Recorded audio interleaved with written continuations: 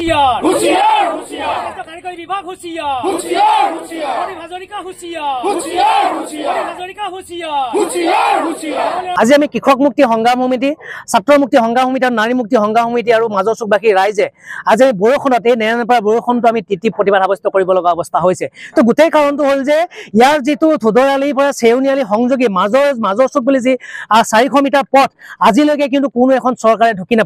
ঢুকি নাপালে মাজৰ চুকবাসী ৰাইজে কেৱল একাঠু বোকাত এই ৰাস্তাৰে অহা যোৱা কৰিব লগা হয় কিন্তু এটা সময়ত দেখা যায় যে ইয়াত যেতিয়া পূজা পাতে নহয় এই ৰাস্তাটো বাইপাছ হিচাপে ব্যৱহাৰ কৰে ইয়াত যেতিয়া ৰাজনৈতিক মিটিং পাতে নহয় এই ৰাস্তাটো বাইপাছ হিচাপে ব্যৱহাৰ কৰে কিন্তু এই পথটো নিৰ্মাণ কৰি দিব লাগে বুলি তেওঁলোকে কিন্তু আজিলৈকে এখন চৰকাৰেও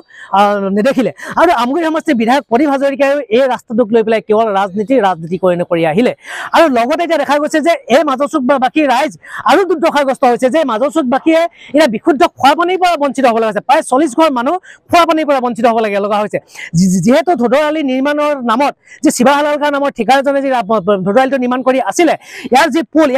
পুলকেইটা নিৰ্মাণৰ নামত ইয়াৰ যি পানীৰ সংযোগ আছিল এই পানীৰ সংযোগডাল বিচ্ছিন্ন কৰি দিয়াৰ বাবে আজি 6-5 মাহ ধৰি পেলাই কিন্তু এই 40 ঘৰ মানুহে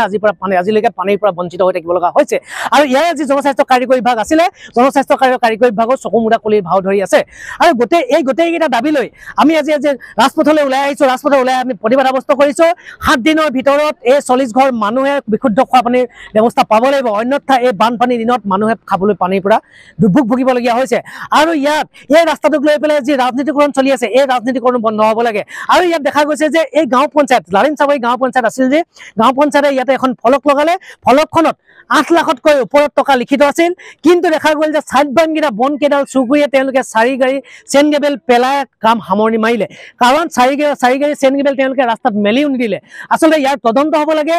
এই 8 লাখ টকা কলৈ গ'ল ইয়াৰ গাঁও পঞ্চায়তৰ সভাপতি ইয়াৰ সম্পাদক আৰু ইঞ্জিনিয়াৰ সহ তদন্ত কৰি দোষীক গ্ৰেপ্তাৰ কৰিব লাগে আমি দাবী জনাইছো তেওঁলোকে নিশ্চয় দেখিছে আমাৰ ৰাস্তাটোৰ যিখিনি দুৰৱস্থা এই দুৰৱস্থাখিনি আমাৰ যিসকল বৰমৰীয়াসকলৰ চকুত এতিয়ালৈকে পৰা নাই কাৰণ এই ভুক্তভোগীখিনি আমি হ'ব লগা হৈছে কাৰণ তেখেতসকলে এই ইয়াতে দেখিছে আপোনালোকে যিখন ফ্লগ এই ফ্লগখন আঁৰি থোৱা আছে 8 লাখ টকীয়া এই ফ্লগখন টকাৰটোহে ইয়াতে উল্লেখিত আছে কিন্তু ইয়াৰ কিন্তু কাম হ'লে হোৱা নাই যিখিনি জিৰ' তেখেতসকলৰ কাম জিৰ' ইয়াত চোৰৰ নিচিনাকৈ তেখেতলোকে 3-4 গাড়ীমান চেন গিভেল পেলাই তেখেতলোকৰ দায়িত্ব সামৰণি মাৰিছে এইখিনিয়ে নেকি তেখেতৰ বৰমৰীয়াসকলৰ দায়িত্ব আমি ইয়াত একাঠু বোকাত আমি ভুক্তভোগী হ'ব লগা হৈছে কাৰণ আমাৰ যিখিনি ল'ৰা-ছোৱালী স্কুলীয়া ল'ৰা-ছোৱালী স্কুললৈ যাব নোৱাৰা অৱস্থা আজি অসুখীয়া মানুহো আমাৰ এই ৰাস্তাটোৱে গাড়ী এখনে ধৰি লওক অসুখীয়া মানুহজন মেডিকেললৈ নিব নোৱাৰা অৱস্থা এই অৱস্থাখিনি আমি ভুক্তভোগী হৈছোঁ আৰু ইয়াতে আমাৰ বৰ বেছি দীঘল ৰাস্তাও নহয় খুব চুটি ৰাস্তা 400-500 মিটাৰ মানৰ ৰাস্তা এই সৰু ৰাস্তাখনো চৰকাৰৰ চকুত পৰা নাই নেকি আৰু আমাৰ যিখিনি ইয়াতে পানীৰ ব্যৱস্থা এই পানী ব্যৱস্থাখিনিও আজি 6 মাহ মানে আমি পানী ব্যৱস্থাৰ পৰা ভুক্তভোগী হৈ আছো আমি বিশুদ্ধ খোৱা পানী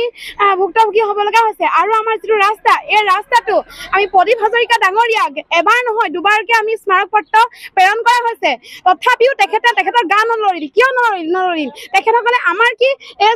মানুহখিনিক তেখেতসকলে ব্যৱহাৰ কৰে নেকি তেখেতৰ এগৰাকী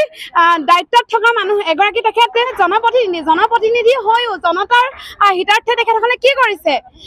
এইখিনি লক্ষণীয় বিষয় আমি এতিয়া অনুৰোধ কৰিছোঁ যে আমাৰ এই ৰাস্তাটো খুব সোনকালে আমাক তেখেতলোকে পকীকৰণ কৰি দিব লাগে আৰু আমাৰ যিটো পানী ব্যৱস্থা এই পানী ব্যৱস্থাওটো খুব সোনকালে আমাক কৰি দিব লাগে মই এইটোৱে অনুৰোধ কৰিছোঁ যিকোনো খবৰৰ বাবে যোগাযোগ কৰক আমাৰ এই নম্বৰত 7099017330 আৰু 7099017110